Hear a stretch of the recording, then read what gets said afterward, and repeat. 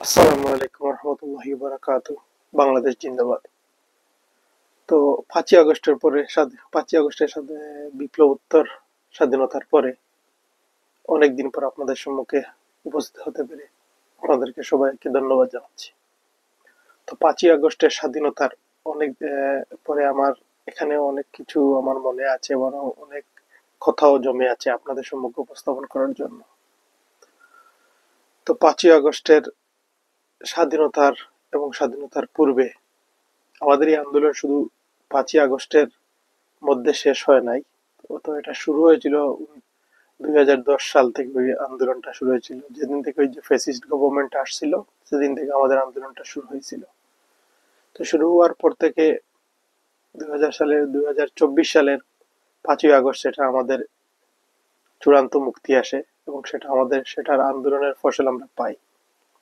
তো এই আন্দোলনের সময় আমাদের আন্দোলনে অনেক নেতাকর্মী তাদের আত্মাহুতি দিয়েছেন, জীবন দিয়েছেন এবং আমাদের আন্দোলনের অগ্রজ যারা ছিলেন অনেকেই আল্লাহর প্রিয় হয়ে আল্লাহ ওনাদেরকে নিয়ে গেছেন। তাই সবার মাগফিরাত কামনা করি। আমি 5ই আগস্টের সেই বীর শহীদদের প্রতি সম্মান জ্ঞাপন করি এবং 1975 সালের 15ই আগস্টের বীর শহীদদের আমি সম্মান প্রদর্শন করি এবং তাদের কাছে আল্লাহর জন্য তাদের মাগফিরাত কামনা করি আল্লাহর কাছে। আল্লাহ তাদেরকে বেহেশত নসিব করুন এবং আমাদের 5ই আগস্টের শহীদদের, 5ই আগস্টের আন্দোলন বিপ্লবোত্তর শহীদদের আল্লাহ যেন জান্নাতের উচ্চ মাকাম দান করেন। তো 5ই আগস্টের স্বাধীনতার পরে আমরা চিন্তা করেছিলাম, না আমাদের দেশ একটা সুন্দর দেশ হবে, স্বাধীন দেশ হবে, যেখানে থাকবে না কোনো বৈষম্য, যেখানে থাকবে না কোনো অত্যাচার, যেখানে থাকবে না কোনো নিপীড়ন। কিন্তু 5ই আগস্টের পরে আমরা দেখতে পেলাম সেই সেই সরকারের সেই ফেসিসদের আরেকটা নিপীড়নকারী আরেকটা যন্ত্র আমাদের সরকারের উপর চেপে বসেছে এখন। ওরা কিন্তু এখনো ক্ষমতায় আসে নাই, কিন্তু ওরা ওদের আগাম জানান দিতেছে যে আমরা ক্ষমতায় আসতেছি এবং আমরা এসেই সেই লুটতরা যাওয়া শুরু করব। তো সেটার বহিঃপ্রকাশ আমরা দেখতে পাচ্ছি। আর আমাদের অন্তর্বর্তীকালীন সরকার আমরা যেটা চিন্তা করেছিলাম যে না এরা নির্দলীয় হবে, এরা কোনো পক্ষপাতিত্ব নেবে না, কিন্তু এখনো আমরা বুঝতে পারতেছি না এরা কোন কোন দল না কোন দলের হয়ে ওরাই বাংলাদেশে কাজ করতেছে। আমি দেখতে পারি একমাত্র আপনি চিন্তা করে দেখেন তো, আপনি যে বর্তমানে অন্তর্বর্তীকালীন সরকারের যদি ডক্টর ইউনূস সাহেবকে এখান থেকে সরিয়ে দেন, সবার পিছনে একটা লোগো আছে, লেবেল আছে। কেউ কেউ আবার আমরা জানি যে ওরা ইন্ডিয়ার প্লেয়ার হয়ে অন্তর্বর্তীকালীন সরকারের হয়ে খেলতেছেন। অনেকে আবার হানি ট্র্যাপে পড়ে গেছে। তো আমরা জানি যে আমাদের ভবিষ্যৎবাণী করে গেছেন আমাদের আমাদের সেই স্বপ্নপুরুষ স্বপ্নদ্রষ্টারা, যে যখন দেখবে কলকাতার দাদাবাবুরা আমাদের প্রশংসা করছে তখন বুঝবেন যে আমাদের দেশ তাদের কোথায় চলছে। যখন দেখবেন যে না কলকাতার দাদাবাবু আমাদের প্রশংসা করছে না, তখন বুঝবেন যে দেশ আমাদের ঠিক রাস্তায় চলছে। আমি আমি শ্রদ্ধার সাথে স্মরণ করি বাংলার বাঘ শেরে বাংলা একে ফজলুল হককে। আমি শ্রদ্ধার সাথে স্মরণ করি আমার মৌলানা ভাসানীকে। শ্রদ্ধার সাথে স্মরণ করি ভাষা সৈনিক গোলাম আজমকে। আমি শ্রদ্ধার সাথে স্মরণ করি এই বিগত সরকারের রোশনালী পরে যারা জীবন আত্মাহুতি দিয়েছেন, বিচারিক হত্যা করা হয়েছে যাদের, 15ই আগস্ট বিপ্লবীদের, জামাতে ইসলামের অনেক নেতাকর্মীকে, জামাতে ইসলামের অনেক উচ্চ পর্যায়ের নেতাকর্মী, নিজামী সাহেব, জেনারেল আলী হাসান মোহাম্মদ মুজাহিদ, কাদের মোল্লা, এটিএম, তারপর আপনার আরো আছেন ওইখানে,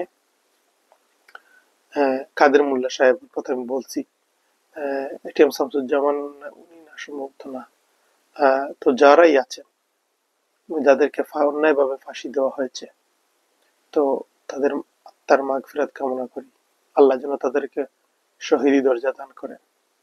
তো বর্তমান পরিস্থিতিতে আমরা যখন দেখতে পারলাম যে আমাদের সেই অন্তর্বর্তীকালীন সরকারের এসেই নানান রকম পদক্ষেপী ভূমিকা নিচ্ছে, কিন্তু এই পদক্ষেপী ভূমিকার মধ্যে আবার সেই স্বৈরতন্ত্রের সাড়া মিলতেছে, যে স্বৈরতন্ত্র ছিল আপনার ওই বিগত সরকারের মধ্যে, স্বৈরতন্ত্র শুধু রাজনৈতিক নিপীড়ন তা না, অর্থনৈতিক নিপীড়নও বটে। কারণ ওই আমি দেখতে পেলাম যে আমাদের গণ অভ্যুত্থানের যে স্বপ্ন ছিল ওইটাকে হাইজ্যাক করা হয়ে গেছে। অনেক বিজনেসের সিন্ডিকেটেড বিজনেস যারা কন্ট্রোল করে ওরা আবার সেই অন্তর্বর্তীকালীন সরকারের মধ্যে ঢুকে পড়ছে। ওই বিগত সরকারের যারা ভালো বিজনেস করছিল, ব্যবসা করছিল, তারা এই আওয়ামী লীগ সরকারকে বলছিল দুনিয়ার কাছে যে না, আপনার ওই সরকার ঠিক আছে। কারণ ওদের ব্যবসার এখানে প্রশ্ন। কারণ এখানে যদি কোনো একটা সরকার হটানো হয় তো ওদের ব্যবসার নানান রকম ক্ষতি ঘটে, তাও 1-2 টাকা না, বিলিয়ন ট্রিলিয়নের মতো ওদের ব্যবসার ক্ষতি হয়। তো ওরা তো বিজনেস মাইন্ডের মানুষ, ওরা বিজনেস চিন্তা করে। তো এরাই এখন আবার ওই ওদেরকে তেল মারতেছে। আমি আজ একটা প্রোগ্রামে গেছিলাম, গিয়ে দেখি মানে যে না, আমাদের যে গণ অভ্যুত্থানের সরকার ওটা আর নাই, ওটা এখন হয়ে গেছে বিজনেসের সরকার। তো আমাদের এই অন্তর্বর্তীকালীন সরকারের মধ্যে দেখতে পাচ্ছি যে নানান রকম খুঁত আছে, ওরা আবার সেই ফেসিসদের ধারণা বহনকারী আর একটা সংস্থা। ওরা আবার ফেসিসটা অনেকে, আমার একজন রাজনৈতিক বিশেষজ্ঞ একটা খুবই যে একটা গুরুত্বপূর্ণ বিষয়, সেটা অনুধাবন করতে হলে আরো আরো আমাদের সময় লাগবে এবং বোঝার অনেক বাকি আছে। তো আমার একজন রাজনৈতিক বিশেষজ্ঞ বলছিলেন যে বাংলাদেশের অবস্থা সামনের দিকে আরো কঠিন থেকে কঠিনতর হতে যাচ্ছে। সেটা প্রথমে আমি বুঝি নাই, কিন্তু না, এখন আমি বুঝতে পারতেছি যে না, আমরা ইন্ডিয়ার এ টিমকে সরিয়ে এখন ইন্ডিয়ার বি টিমকে আবার বসিয়ে দিছি। কারণ এইখানে আমরা দেখতে পাইতেছি যে আমাদের বাংলাদেশে একটা সংখ্যাগরিষ্ঠ দল আছে। সংখ্যাগরিষ্ঠ বাংলাদেশে তো আবার একটা ঝামেলা আছে, সংখ্যাগরিষ্ঠ আর সংখ্যালঘু।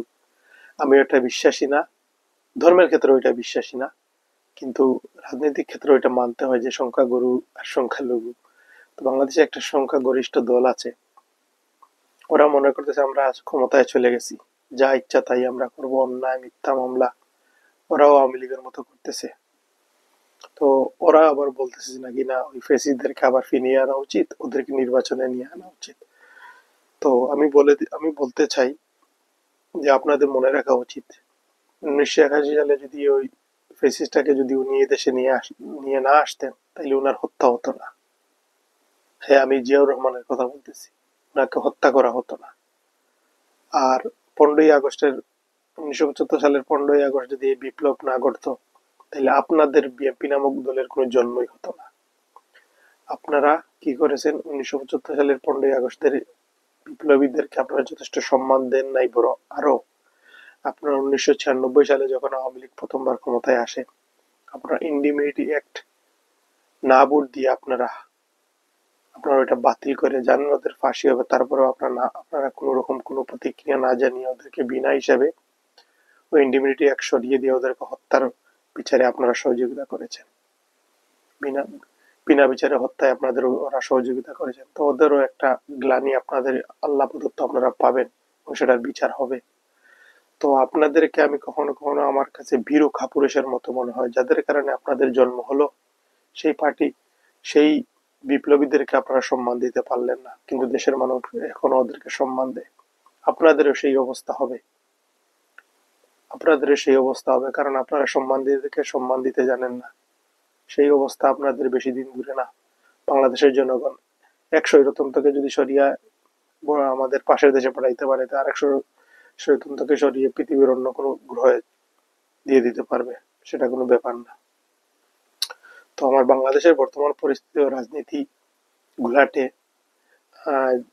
সেনাপ্রধান জেনারেল ওয়াকারুজ্জামান, ওনার তো কিছুই বুঝে যাইতেছে না। উনি তো কোথায় কোথায় আবার আগে স্বৈরতন্ত্র প্রধানমন্ত্রীকে উনি আবার মাননীয় প্রধানমন্ত্রী বলে থাকেন। তো আমি ওনার ব্যাপারে সন্দিহান। বাংলাদেশের রাজনৈতিক পরিস্থিতি কোন দিকে যাচ্ছে কেউ বলতে পারতেছে না। বিশেষ করে বিজনেস মহল যখন কোনো একটা রাজনৈতিক পরিমণ্ডলে এসে ঘুরপাক খায়, বিজনেস মহলের সদস্যরা, তখনই বুঝবেন যে বাংলাদেশের রাজনীতিতে মানে একটা বিপদের মধ্যে পড়তে যাচ্ছে। কারণ বিজনেসম্যান যেখানেই ঢুকছে সেখানেই 12টা বাজিয়ে দেয়। তাই আমি রাজনীতির ক্ষেত্রে সবাইকে বলবো যে অসৎ যারা আছে রাজনৈতিক ক্ষেত্রে এসে বিজনেস করতে চায়, তাদেরকে আপনার চিহ্নিত করুন এবং তাদেরকে আপনারা প্রতিহত করুন। আপনাদের সবাইকে ধীরে স্থিরে চিন্তা করে বুদ্ধি করে ওই সময়টা কাটিয়ে উঠতে হবে। আর আমি বিশেষ করে ওই আমাদের যারা অন্তর্বর্তীকালীন সরকারের যারা আছেন তাদের ব্যাপারে সন্দিহান, তারা কোন রকম পররাষ্ট্রনীতি এবং রাষ্ট্রনীতি, অর্থনৈতিক নীতি, কোন নীতি নিয়ে আপনারা চলতেছেন এবং কাদেরকে পুনর্বাসন করার জন্য আপনারা এখানে আবার জমায়েত হয়েছেন। এক একজনের এক এক বক্তব্য লাগতেছে, আপনারা সবাই আওয়ামী লীগকে আবার পুনর্বাসন করতে চান। তো আমরা দৃঢ় কণ্ঠে বলতে চাই, আপনারা আওয়ামী লীগকে পুনর্বাসন করতে চান করতে পারেন, কিন্তু বাংলার জনগণ আপনাদের ছাড়া দেবে না। বিএনপিকেও আমি বলতে চাই, আপনারা শহীদ মেজর জিয়ার একটা দল, যে দল একটা সত্যনিষ্ঠার উপর দাঁড়িয়েছিল, যে দল স্বাধীনতার ঘোষকের দল, সেই দলের একটা দলের মানুষ হয়ে আপনারা যদি আপনার ভীরুতার কাপুরুষতার পরিচয় দেন, সেটা মানায় না। তাই বিএনপির আমি সকল অঙ্গ সংগঠনের সকলদেরকে বলবো, আপনারা ভীরু কাপুরুষতার পরিচয় না দিয়ে একজন সৎ সাহসিকতার পরিচয় দেন। আপনারা 15ই আগস্টের সেই বীর বিপ্লবীদেরকে আপনারা মরণোত্তর ওদেরকে আপনারা স্বাধীনতা পুরস্কার দিয়ে ওদেরকে আপনারা জনগণের সামনে উদযাপন করুন যে কে বাংলার বীর ছিল, কারা বাংলার শত্রু ছিল।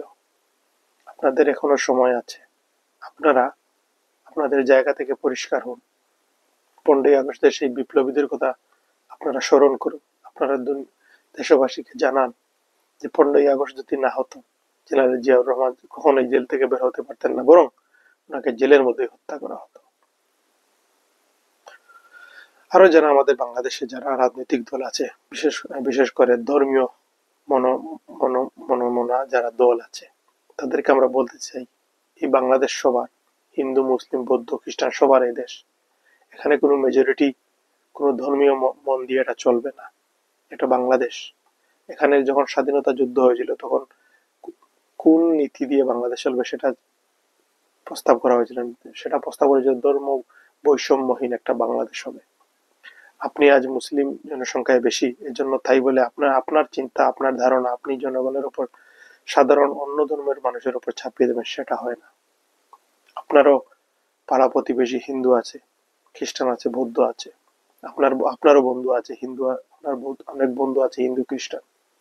ওদের সামনে কেমন করে আপনি আপনার প্রস্তাব রাখবেন? ওদের সামনে কি আপনি দাঁড়াইতে পারবেন যখন আপনি বলবেন না আজ থেকে আপনি এই আইনে চলতে হবে, এই আইনে চলতে হবে?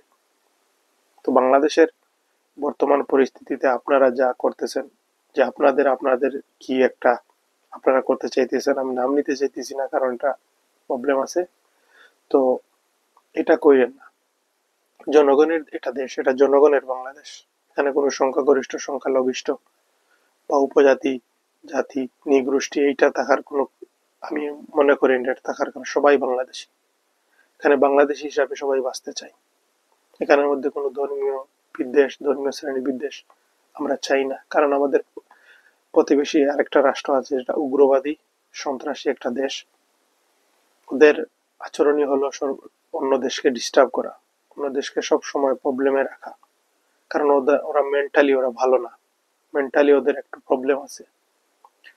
তো ওদের নানান রকম বক্তব্য শুনতে পাবে বাংলাদেশের বিরুদ্ধে, যে বাংলাদেশে এটা হচ্ছে, আসলে বাংলাদেশে কিছুই হচ্ছে না। বাংলাদেশে যা কিছু হচ্ছে রাজনৈতিক ভাবে ওইগুলা মানে সমস্যা এবং রাজনৈতিক সৃষ্ট সমস্যা ওইগুলা। তো আমাদের এই রাজনীতির সৃষ্ট সমস্যা থেকে আমাদেরকে বের হতে হবে। আমাদের পূর্ব দিনে ফিরে যেতে হবে, যেখানে বিচার ব্যবস্থা ছিল স্বচ্ছ, যেখানে সামাজিক কোনো বৈষম্য ছিল না, যেখানে অর্থনৈতিক কোনো বৈষম্য ছিল না, সবাই সমান ছিল। ওই রকম অবস্থা আমাদের ফিরে যেতে হবে। আর ওই রকম অবস্থায় ফিরে যেতে হলে আমাদেরকে সৎ, নিষ্ঠবান, দক্ষ, আল্লাহ ভীরু, ধর্মভীরু, যে ধর্মের হোক সেই ধর্মের ভীরু, সেই রকম মানুষ আমাদের খুঁজে বের করতে হবে। কারণ আমরা যখন পলাশী যুদ্ধ করি, পরে নবাবশিরের যুদ্ধ হলে সেনাপতি ছিলেন মীর মদন মোহনলাল, আর মির্জাফর ছিল আমাদের আরেক মুসলিম। ও কিন্তু ইস্ট ইন্ডিয়া কোম্পানির হয়ে কাজ করেছিল এবং ঘসিটি বেগম, ওরা সবাই ওদের প্ররোচনায় ওদের কাছে বিক্রি হয়ে গেছিল, কিন্তু মোহনলাল আর মীর মদন ওরা বিক্রি হয় নাই। এই জন্য এখনো আমাদের দেশের মানুষ বলে মোহনলালের মতো যুদ্ধ করবে, মীর বদলের মতো যুদ্ধ করবে। তো সব জায়গায় সৎ নিষ্ঠাবান মানুষ লাগবে, সেখানে ধর্মের ব্যাপার না। সৎ নিষ্ঠাবান মানুষ লাগার দেশের উন্নতি এমনিই হবে।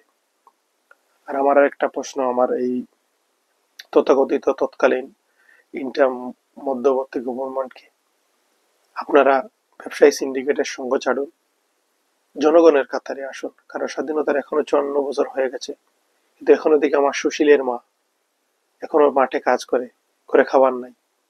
আমি দেখি আমার নজরুলের মা, ওরা ওরা পুরোটা বছরই রোজা রাখে।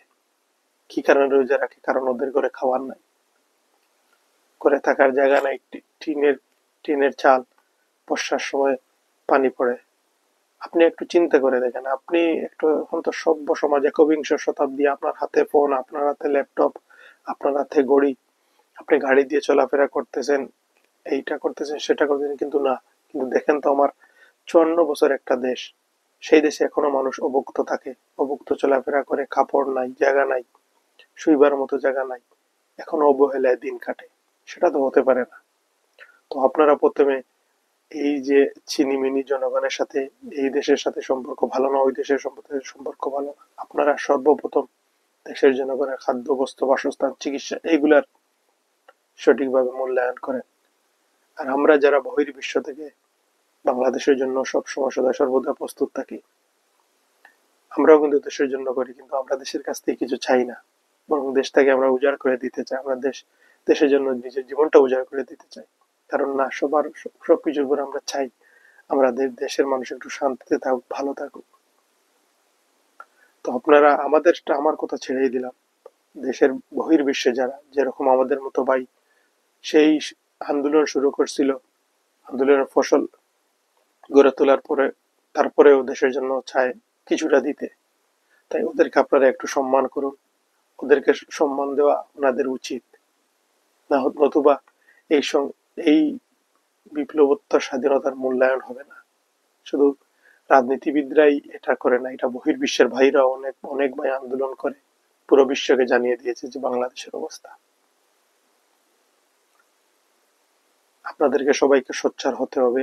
আমাদের সম্মুখে অনেক কঠিন থেকে কঠিনতর দিন, জানি না কি অবস্থা হবে, আল্লাহ জানেন। কারণ আমরা তো ওই এটা জগদ্দল পাথরকে একটা আবাবিল পাখি দিয়ে আল্লাহর কুদরতে ওদেরকে সরিয়ে দেওয়া হয়েছে। সেই 5ই আগস্টের ভাইদের, 5ই আগস্টের ভাইদের অনেকের হাত, অনেকে পঙ্গুত্ব বরণ করছে। আমি সবার কাছে অনুরোধ করব, আপনারা যে যেখান থেকে পারেন এই ভাইদেরকে আপনারা সাহায্য করুন, এই ভাইদের পাশে দাঁড়ান। কারণ এই ভাইরাই হলো জাতির শ্রেষ্ঠ সন্তান, যারা দেশের জন্য কাতরে নিজের জীবন, নিজের হাত পা সবকিছু বিলিয়ে দিয়েছে। আমরা এখন ক্ষমতার ভাগাভাগি নিয়ে, বিজনেস সিন্ডিকেট নিয়ে, এই সরকারের কি আমার মিটিং এ আজ বলছিলাম না, এক জায়গায় গেছি, তো ওদের প্রাণের দাবি এইটা করে দিতে হবে, এইটা করে দিতে হবে। আমি শুনলাম না যে ওদের কাছ থেকে যে না, সর্বপ্রথম ওই যারা ওই আন্দোলন নিহত হয়েছে তাদের জন্য কিছু একটা করে, তাদেরকে বাংলাদেশের স্বাধীনতা কোনো একটা পুরস্কার দেওয়া হোক, আজীবন পুরস্কার দেওয়া হবে, আজীবন তাদেরকে সম্মান দেওয়া হবে। এখানে তো দরকার নাই কোটা সিস্টেম করার, কারণ কোটার বিরুদ্ধেই আমরা আওয়াজ তুলছি। তো এটা কোটার সিস্টেম করার দরকার, কিন্তু আজীবন ওদেরকে সম্মান দেওয়ার একটা ব্যবস্থা করতে হবে। আমি একটা প্রোগ্রামে গেছিলাম, তো এখানে দেখলাম ভাই একজন সম্ভবত ধর্মীয় খুব বড় যাজক হবেন, নাম নিলাম না ওনার, তো উনি একটা ধর্মের প্রতি বিদ্বেষ করতেছেন। তো আমি চাই না এরকম বিদ্বেষ বাংলাদেশে হোক, এরকম চাই না। যে কোনো যে কোনো যে কোনো জায়গায়, যে কোনো প্রশাসনের যে কোনো জায়গায় আমার দেশের ভাই কাজ করবে, হিন্দু আমার ভাই, তো আমি চাই ও ওর যোগ্যতার ভিত্তিতে কাজ করুক। আমরা সবাই একে অপরের প্রতি শ্রদ্ধাশীল হই।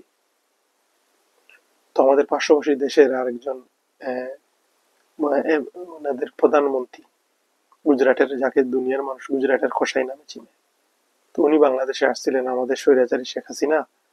তো উনি আসার কারণে আমাদের বাংলাদেশের আলিম ওলামারা ওনারা প্রতিবাদ করছিল বলে ওদেরকে উপহার হিসাবে ওদেরকে গুলি দিয়ে হত্যা করছে। চিন্তা করেন কত কত খারাপ জায়গায় আমরা ছিলাম। তো ওইখান থেকে আবার ও, যাদের হাসিনাকে যারা চালাইতো ওরা এখন ওকে নিয়ে ওইখানে নাচতেছে। তো এটার ফল ভালো হবে না। কারণ ওরা যে কোনো সময়, কারণ ওদের প্ল্যানটা আমাদের অনেক নেতাকর্মীরা, আমি জানি বাংলাদেশের যে বড় দল আছে ওদের অনেক নেতা, বড় বড় নেতারা ওদের হানি ট্র্যাপে জড়িত আছে। তো ওরা যে কোনো সময় যে কোনো কিছু করে ফেলতে পারে। আপনারা সবাই সজাগ থাকবেন, এই আশা ব্যক্ত কামনা করে সবাইকে সবর এবং ধৈর্যের সাথে বাংলাদেশের পরিস্থিতি মোকাবেলা করার জন্য আপনাদেরকে আমি আহ্বান জানাবো। এই বলে আমার সংক্ষিপ্ত বক্তব্য এখানেই শেষ করব। সবাই ভালো থাকবেন। বাংলাদেশ জিন্দাবাদ, বাংলাদেশ অমর হোক এবং বাংলাদেশের জন্য সর্বদা প্রস্তুত থাকুন। আল্লাহ হাফিজ।